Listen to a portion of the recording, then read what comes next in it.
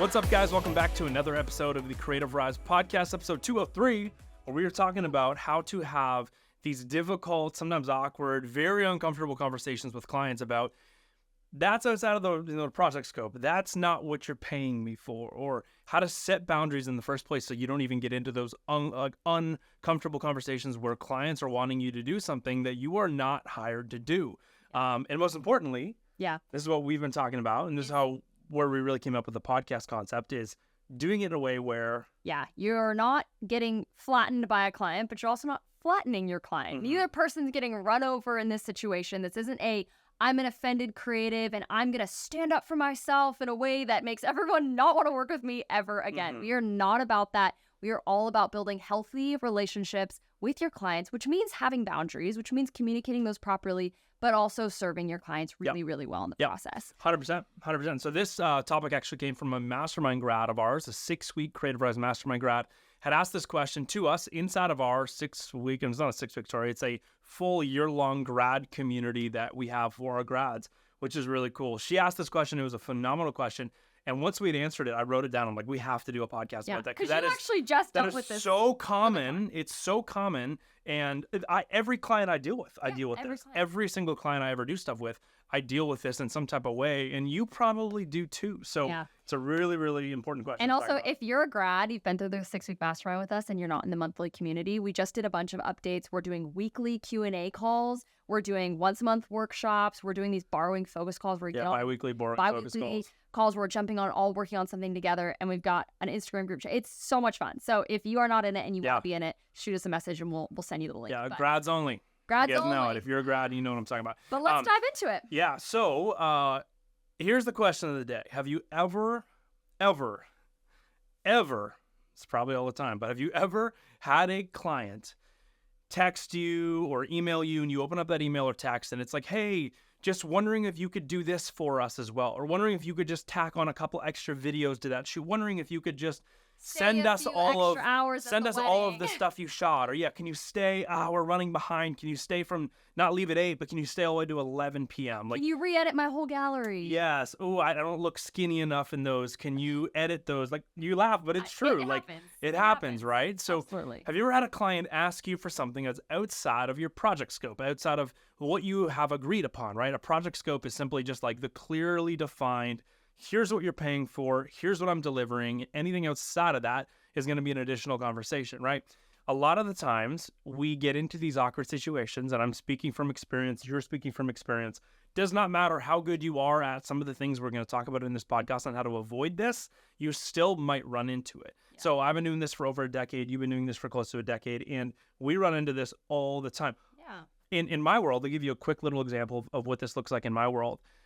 Because I'm doing a lot of brand strategy, I'm a brand and content strategist these days, and because I'm doing so much brand strategy work with people, often when I'm doing brand strategy work with them, I get contracted for a certain scope of work, and in the process of delivering my services, we often uncover a lot of other areas where they go, we also need some help in that area. They'll go, Joey, this is so good. We love where the brand's going. It looks amazing. It's so much more clear. It sounds awesome.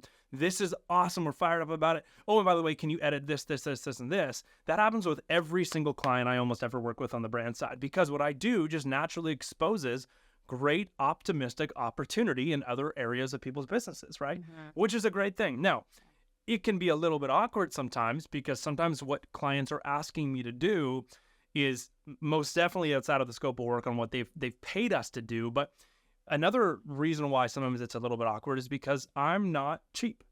Mm-hmm. I'm just not. What we do is quite expensive. It is incredibly opportunistic. It adds a lot of really, really good value to somebody's business. And because of that, it's not cheap. So I think a lot of the times, especially in the kind of that middle project stage where the project's not complete yet, but they've already seen a lot of the value and they start going, where are the other areas Joey could help us? Oh, and we paid him so much money. Yeah, maybe he can just do this too, right? Yeah. That's a common conversation, or I should say question, that I get asked. So I fall into this all the time. Yeah. I really fall into this all the time. Yeah. You fall into this absolutely all the time. I feel like I have seen this in so many different ways, and I'm sure you have too, whether it's like Joey's talking about, you're already in the deal and you're starting to get asked if you can do things that are outside of the scope of work that you already agreed to, Or maybe it's you were kind of just getting started, or you were helping a friend out, or you had a client that you took on for really inexpensive, and you're sort of no longer able to or desire to do that work for either that free or that cheap or whatever it is. And you're kind of like, how do I have that uncomfortable conversation? How do I have that uncomfortable conversation of getting out of a free deal or getting out of really cheap work or whatever it is, and them expecting you to continue to do it for free or to continue to do it for super cheap? Or maybe you're at a wedding and you're like about to finish and you're about to leave, and all of a sudden it's like, wait, we want you to stay for like a little bit longer. We want you to catch the exit. We want you to catch the cake cutting, whatever it is. We don't want to miss that. And you're kind of stuck in this awkward position of like, what do I do? You didn't pay me to stay that long. You didn't pay me to stay that long, so what do I do? Yeah. So this is very common. You've experienced this a ton in the wedding industry as a brand photographer and filmmaker, and then now I do a lot of brand strategy and content strategy work. I've experienced this like all the way across the board there as well. And it's not something that you can necessarily run from. It's not something you can completely avoid. We want to give you today a couple tools, a couple things to think about, and maybe a couple tactical things you can do in order for you to, one, be able to set boundaries so that you can hopefully avoid some of those conversations and avoid some of those things happening. But number two, and more importantly, we want to give you some tools to have conversations so that when that does happen, you feel that you are equipped in order to actually have a conversation about it, which is really important. If you will. Yeah, actually, we will give you a script. Yeah, we will give you a script. So, first things first, you got to have a scope of work. Yes. Here's the thing, you guys. It is on you if a client, now, not if they don't read the contract, I will say that, but it is on you if a client is unclear about your deliverables and therefore asking you to do things that they consider to be a part of the scope of work. If it is vague, if you do not actually outline exactly what your deliverables are, exactly how much you're going to be doing, and maybe even a time frame around what this is going to be. This happens also a lot in our spaces. Sometimes things get dragged out for longer when we're not like, hey, it needs to be in this timing. It's on you, right? So like the prep work of having scope of work, deliverables, everything lined itemed out, and signing that off with both sides, your side and the clients, super important. And you can usually prevent a lot of issues happening if you use that. Well, I like what you just said too, and this is something that I think we should really kind of drive home in terms of a point. But if you did not do a really, really phenomenal job in the pre-part of the deal outlining what a scope of work is going to look like, whether they're hiring you for photo, for video, for design work, for brand strategy work, to build a website, if you have not very clearly outlined the scope of work and all of a sudden you're midway through this deal and they're asking you to do more and it's really uncomfortable, that's on you. That is your problem. As the creative, it is your job to lead a client through what a healthy relationship will look like in terms of boundaries, having a very, very clear scope of work where each party is very clear on that. Therefore, if anything needs to be added, you guys can have another conversation about them engaging you. Engaging is a fancy business term for like hiring, them engaging you to do more work, right? But if you are in that situation and you did not do the pre-work, you did not give them a very clear scope of work, as Christy just said, that's actually on you. So you need to figure out ways to handle that in a good way. You don't blow up at the client. Are you kidding me? Like, you're only paying me this much. Why would I ever want to do that more, stuff for you? So, and we see that all the time, unfortunately. That is a truth, is that creatives carry this thing where we are easily offended. We think that everyone is trying to take advantage of us. We think that people just want to stomp on us and they don't care. They want to pay us late and they want to ask us to do more. And that's just not always true. And if it is true, it might be your fault. It's very harsh, and I know I'm saying that very straight up, but I'm saying that straight up because I've made that mistake myself, and then I've done the inverse of that, and I've seen how it has avoided me making that mistake and running into those uncomfortable situations. So if you are in one of those situations, it might be your fault, but here's how you can avoid it. So number one, as Christy said, you have to define a scope of work. If you have not laid out very clearly the offer, which is here's what you are paying, here's the money you're paying, and for that money, here's what you are getting. Here's very, very descriptive deliverables. You are getting X amount of photos, X amount of videos, or X amount of, you're getting a brand building package. So in that, you're going to get X amount of logos, X amount of secondary logos. Here's a mark. You're going to get color palettes, fonts. Like, you got to describe and very, very clearly lay out everything that you are going to be delivering, and nothing more. Make sure it's very clear. It's black and white. There's a start to our deliverables and a stop. Once we start, here's what you can expect. Once we're done with those, we stop.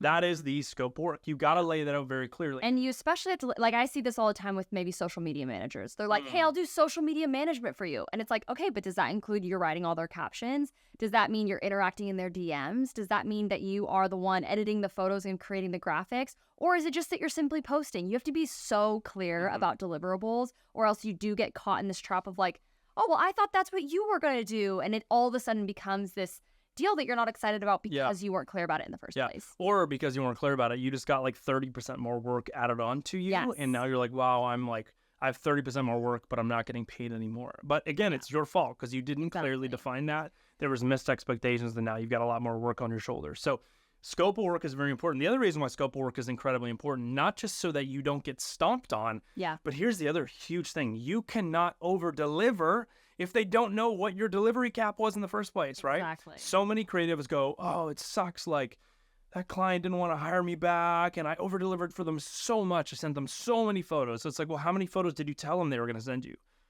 That you were going to send them? They're like, oh, I never told them how many I was going to send. I just sent a ton. Way more than I normally send. Yes. It's like, well, They they don't know that, right? Yeah. So unless you clearly outline a scope of work and what your deliverables are, you can't over-deliver. And if you can't over-deliver, you're going to feel every time you do over-deliver and they don't even send you an additional thank you, you're going to feel like you're going to get stomped on, right? Exactly. Scope of work is incredibly, incredibly important. Yeah. And then number 2, people will respect you as much as you respect yourself. If you don't hold up that boundary line, maybe let's say you've done a really great job on the scope of work. You've really line itemed that out for the client. You guys both mutually understand what's happening and what's not happening, and you're moving forward. Then all of a sudden you're in the deal and they need something else. They need something more. They need longer hours. Let's say the situation at a wedding, okay? Maybe you're booked them for 8 hours. You're supposed to leave at like 6 p.m. And all of a sudden the couple's coming up to you being like, wait, okay, we ran behind. Like, we haven't even cut the cake yet. We haven't even done our exit yet. We were hoping Which is so common. Which is super common. Almost every wedding, it seems like, runs a little bit late. So that's a very common issue. And you get to decide, in my opinion, you get to decide 3 options, okay? Number 1, you just stay longer. And you do it for free, and that's your over delivery. Now, if you've outlined your scope of work, you can have the conversation with them of, hey, I know I was supposed to leave at 7. However, I see that you guys have some other things that you would love to have captured that we already talked about that you would really love captured. I'm totally willing to stay an extra couple hours because you guys are so awesome. I won't charge you the overtime fee. Then all of a sudden, you've over-delivered in their mind. Maybe they're telling all of their friends to hire you because you were so amazing and blah, blah. But yet, you clearly explained, I will not charge you for overtime. That way, it's not just considered that you would have stayed anyways. Number 2, you can give a little bit of a half and half deal. You can go, hey, I know that I was supposed to leave at 7. However, I see that blah, blah, blah. Normally, my overtime fee is $200 an hour. I'm going to give you I'm going to stay at 2 extra hours. I'm going to give you the first hour free. I'll only invoice you for the second hour. Then you've like half over delivered. You look like a hero, all of that good stuff. Now, if you're like, I don't want to do either one of those things. I need to be able to get paid for my time for what I'm doing. And I feel very strongly about that. That's great. Instead of just either leaving and being like, well, that's all you hired me for, peace out. Or you come in kind of annoyed, like, okay, I'm supposed to leave, but like, you guys haven't cut the cake yet. Like, that's not a good customer service experience at all. So instead, what you can do is have the conversation of, hey, I see that you guys haven't cut your cake yet, that you haven't done your exit. I know you really wanted that captured. So I didn't want to just leave, even though I'm supposed to leave at this time. I want to check in with you and see if that's something that you don't want missed. And if so, I can totally just send you an invoice for these extra couple hours, and I'll extend my time for being here because I really want to get that captured for you. That's like a very client first, their needs, putting them first, and yet being very clear of, hey, I will invoice you for the extra couple hours, but I'm happy to stay longer. It is like a way better experience than coming in either annoyed or demanding, or you're going to have to pay for that or whatever. So those are your 3 options. And I think either one of those options is great, and it respects you so that your client respects you. Yeah, this is something that I talk about all the time. It's like Christy said, people respect you to the amount you respect yourself. So another way that you can respect yourself is by being really timely, right? We talked about this, being really timely. When you are timely in your own responses, it shows you respect the nature of the conversation and you respect yourself. Therefore, you want to come to a conclusion. So, example, when someone sends you that email and they're like, hey, or let's just go back to the wedding example for 1 second. When someone says, hey, oh my gosh, can you guys stay longer? Instead of you like running off and spending half an hour shrugging your shoulders, you're so discouraged, you're so frustrated, go right back up to the bride and say, hey, let's talk about this. How do we figure this out, right? And go through one of the 3 examples Christy just mentioned. Let's say you are in the world that I am more in, where let's say I'm running a content campaign, or we're running a brand campaign. You're in this world as well. I'm not saying you're not. I'm just not really in the wedding world. Yeah. Let's say we're in the other side of the world that Christy and I are in. And let's say that someone's like, hey, shoot is coming up next week. We're so excited. Can we add on a bunch of these things because you're already there, or we're paying you a lot of money. I would hope that we could just add on some of these things right here, right?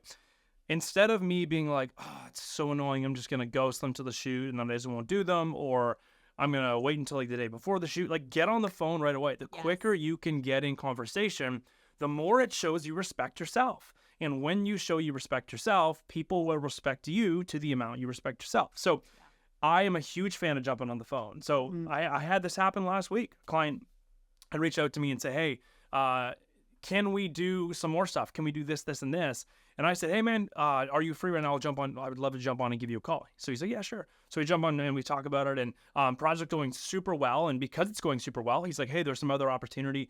We'd love if you could also do this. And so here is what I said. And this is me respecting myself, to which he then responds in respect to me saying, hey, dude, love that. I'm really glad that you see some opportunity there in that side of your business. I agree with you. I would love, though, to dot my I's and cross my T's on the work you've already, engaged us to do. And so I want to focus on that right now. And then once we finish that and I dot my I's, cross my T's, I think would be a good time for us to have another conversation about what it looks like for us to continue doing work for you over in that area of your business. How does that sound? And then I say, or is this something you feel is urgent you'd like to engage us on now? So my response is, this is a great idea. I'm glad you want to be doing more work with us in this area of your business. However, I really want to focus on making sure we get done and really do well what you've already hired us to do. I don't want to do something else for you that might water down what you've already hired us to do. Unless you think it's important enough and you want to engage us there, then we can work on both things at the same time. And his response, of course, because of the way I'm handling this, is, of course, yeah, absolutely, let's do that.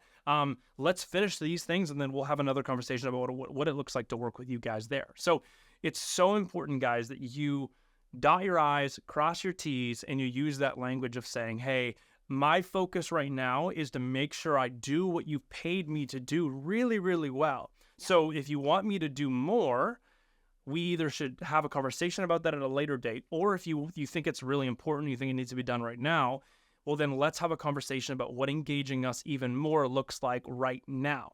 If you have that conversation, they will respond out of the respect they see for yourself. They will respond with respect, and they'll say, awesome, yeah, what does that look like? How much extra is that going to cost? What's the timeline on that? So I run into that with almost every single client that I ever work with, because again, our goal is to be so valuable to a client's business that it exposes a lot of other opportunities inside of their business that if we got our hands on them, they would also grow or have a ton of momentum in that area of their business as well. So we run into this all the time, and that is the classic scripts that I use. I think about, how do I say this in a way that's respecting myself?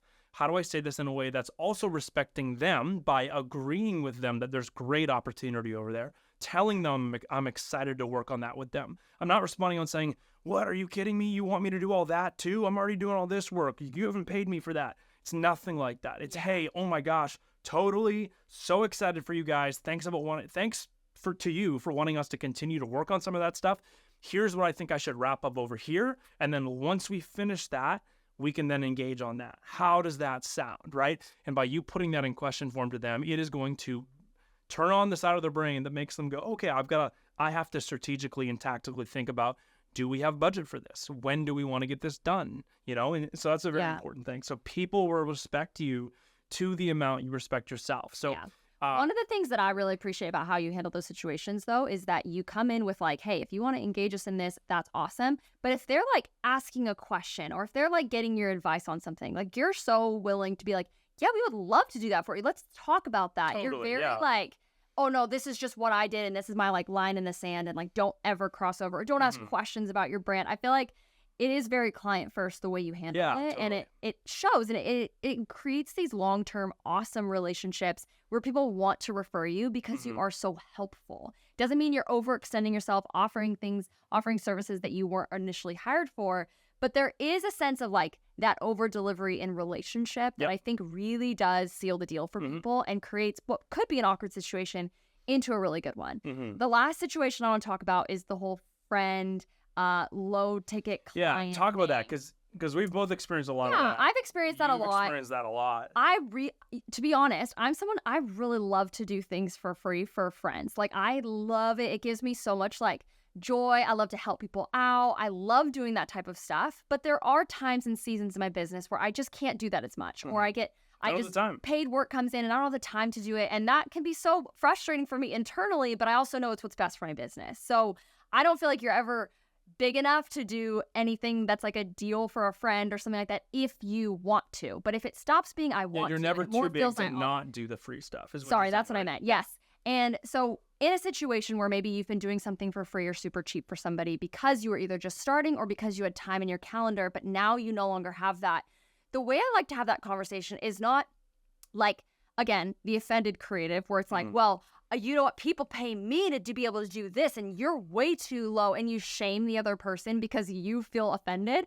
That's not the way to go about it. The best way to go about it is to, in my opinion, especially if it's like there's a friendship and a relationship there, is to talk about what's going really great in your business and explain why you no longer have time. Yep. It's not about being offended that they're not paying you enough. It's not about that. It's about being like, hey, so the way I would handle this is being like, hey, I have loved doing X, Y, and Z for you. I feel like we've seen so much growth. It's been super cool. I love that. Here's the situation. My business has been growing at a very rapid rate, or I've had to onboard a few paying clients that my time is just no longer, I don't have time anymore to be able to do give this. my time to my paying clients. I just don't have enough of it. I have to give my time to my paying clients. I don't have enough of it. And this also works if you pitch somebody and they come back at you wanting to do a collaboration. I have my time's being taken up by paid clients right now, so I no longer have time currently to be able to do the free stuff or the, what we've been doing together. Therefore, that I would love to talk about whether or not you would be interested in coming on as an official client with me for X amount of dollars or whatever it is, or if, you know what, I could refer you to somebody who would be able to help you out with this, I'd be happy to do that. So give them an option. Hey, do you want to become a paid client, or can I refer you to somebody that maybe, more at your current budget level or something like that? When you talk about like, I'm super excited about how my business is growing, but unfortunately it's creating our relationship to be, not relationship, but our situation to need to adjust. And here's your two options. That can help that conversation go a lot more seamlessly. It doesn't mean someone's not disappointed, but it's okay if somebody's disappointed. Ultimately, you are the one giving the service, and they are the ones that are benefiting from that. So it's okay if there's disappointment, and there's disappointment in even paying clients if you're setting these boundaries. Sometimes people don't like boundaries, but ultimately you got to respect yourself so others can respect you. Yeah, this isn't about getting around disappointment. There's probably going to be disappointment in a lot of these situations. Maybe disappointment with the bride when you say, hey, if you want me to stay another 4 hours, I'm going to charge you for it, Or disappointment with a client like the clients I work with where they're wanting me to do a bunch of extra stuff because they're getting so much value and they love it. But I'm like, hey, that's not what you contracted us for. So here's what it's going to look like rates-wise for us to do that. It's not about avoiding disappointment, as you said. It's about going into the disappointment with a mutual level of respect for each other. Yes. And the disappointment will fade, and the disappointment will, drizzle out, and eventually there will be no more disappointment. It's about how do you handle that situation with respect so that you can have a relationship past that point, which is really important. So, guys, that's a couple examples of how we see this in our business all the time. A couple things that you guys can use. Kirsty said a great one right there. Hey, I can only focus on my paying clients right now. That's just the reality where I'm at. So if you want to join that list, I would love for you to do so. If not, I'll maybe see if I can refer you to somebody, but that's where I'm at. That is a great example for friends. For the wedding example, you said, hey, here's a couple options. I won't bill you for the first hour, but I'm going to bill you for the second. or it's, hey, I'm just going to over deliver and I'm going to stay for the extra hour and a half. You want me to be there, but your time has run out, but I really care about you guys and this has been an awesome wedding, so I'm going to stay. That's another great example. Or just, hey, if you want me to stay longer, I'm so happy to do so. I don't want you to miss out on anything, so I'll just send you an invoice tomorrow. How does that sound, right? Like, those are 3 great examples for weddings. And then you've got the one in the brand space where it's like, hey, yeah, I want to dot my I's, I want to cross my T's, make sure I get everything over here done. So if that's cool, I'm going to focus on that because you've already paid me to do that. And then let's focus on what might be next, right? How does that sound? Those are a lot of good script examples on how you can help navigate this, but so important to respect yourself. It's so important to be timely. Don't let these things sit around. The longer they sit, the bigger the potential disappointment or the bigger the awkwardness can grow. And so it's really important as a creative that you are timely with your communication with clients.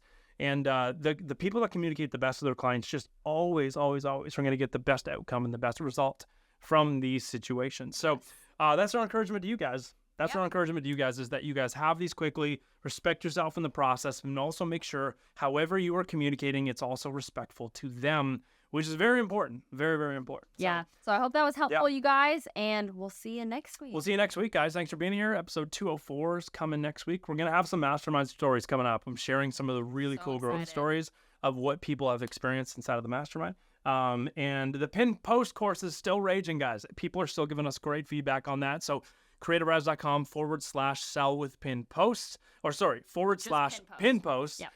If you guys want to get that, it's going to teach you the 3 frameworks, scripts, and strategies to build 3 pin posts that actually will help you sell on your socials, which is very, very important. It's only $47, so less than filling up your tank with gas. It's going to give you a ton of value. Go get them. But guys, we'll see you next week. And thanks for being here. Hopefully you're going to have a great next conversation. If you ever run into an awkward conversation with a client about this stuff because you listen to this podcast, so thanks for being here. I will see you next week.